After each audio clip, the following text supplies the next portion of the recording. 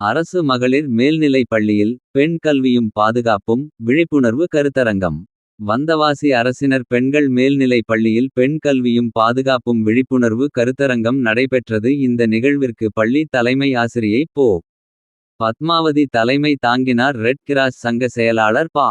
சீனிவாசன் முன்னிலை வகித்தார். சிறப்பு அழைப்பாளராக வந்தவாசி மகளிர் காவல் நிலைய சப் இன்ஸ்பெக்டர் டி சாந்தி பங்கேற்று பெண் கல்வியும் பாதுகாப்பும் பற்றிய விழிப்புணர்வு தகவல்களை வழங்கினார். பெண்களுக்கு எதிரான குற்றச் செயல்களில் ஈடுபடுவோருக்கு வழங்கப்படும் தண்டனைகள் குறித்தும் பாலியல் வன்கொடுமைகள் குறித்தும் போக்சோ சட்டம் பற்றியும் விளக்கினார். மேலும் செல்போன் அதீத பயன்பாடுகளே மாணவிகளின் பல்வேறு பிரச்சனைகளுக்கு காரணமாக அமைகிறது. எனவே அதை பார்த்து பயன்படுத்த வேண்டும் என்று வலியுறுத்தினார். மேலும் பெண்கல்வி பற்றிய விழிப்புணர்வு தகவல்களை கலாம் பவுண்டேஷன் நிர்வாகி சி. கேசவ ராஜ் விளக்கினார். இறுதியில் உதவி தலைமை ஆசிரியை சரஸ்வதி நன்றி கூறினார்.